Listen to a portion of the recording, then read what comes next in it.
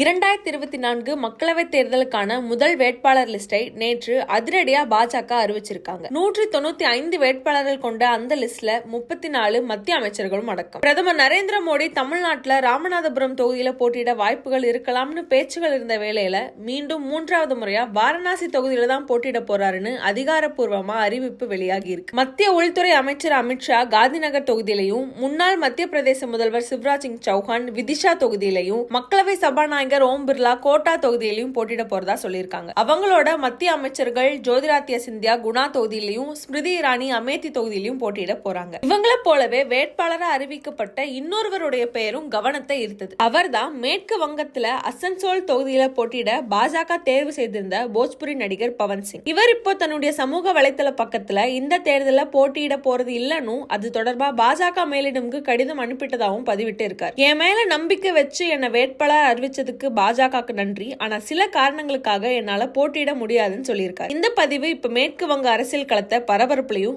பாஜக மூத்த தலைவர்களை அதிர்ச்சியிலையும் ஆழ்த்தியிருக்கு. நேற்று பவன் சிங் பெயரை பாஜக தங்களுடைய வேட்பாளரா அறிவிச்சதுல இருந்தே அந்த தொகுதியில தீவிரம் தொடங்கிடுச்சு. பவன் சிங்குக்கு எதிராக ஆளும் திரிணாமுல் காங்கிரஸ் மட்டும் இல்லாம பலரும் எதிர்ப்பு தெரிவிக்க தொடங்கிட்டாங்க. காரணம், பவன் சிங் பெங்காலி பெண்கள் பற்றிய ஆபாசமான தரக்குறைவான கருத்துக்கள் கொண்ட பாடலை வெளியிட்டு ஏற்கனவே கடும் சர்ச்சைக்கு உள்ளானார். அப்படி ஒருத்தருக்கு எப்படி மக்களவை தேர்தலில் போட்டியிட வாய்ப்பு வழங்கலாம்னு பலரும் போர்க்கொடி தூக்கவே சமூக வலைதளங்களிலும் பெரும் பேசு பொருளா இது மாறிடுச்சு. இப்படி இந்த நிலையில தான் பவன் சிங் போட்டியிட போறதில்லைன்னு சொல்லியிருக்காரு. மேற்கு வங்கத்துல இன்னும் ஆளும் திரிணாமுல் காங்கிரஸுக்கு எதிரான சந்தேஷ்காலி அலையே ஓயாத நிலையில அதை தங்களுடைய தேர்தல் பிரச்சாரமா மாற்றி பயனடைய பார்த்தாங்க பாஜக. மம்தா பானர்ஜி தலைமையிலான அரசுல பெண்களுக்கு பாதுகாப்பு இல்லைன்ற கோஷத்தை முன் வச்சாங்க. ஆனா அதே சமயம் பவன் சிங் போன்ற பெண்களை இழிவுபடுத்துற ஒருத்தரை வேட்பாளரா முன்னிறுத்துறது முரணா இருக்குன்னு எல்லா திசையிலிருந்தும் எதிர்ப்புகள் வரவே பாஜக சுதாரிச்சுட்டாங்கன்னு சொல்லப்படுது. தனிநபரை கலந்து ஆலோசிக்காம அவரை வேட்பாளரா பாஜக முன்னிறுத்த வாய்ப்புகளே இல்ல.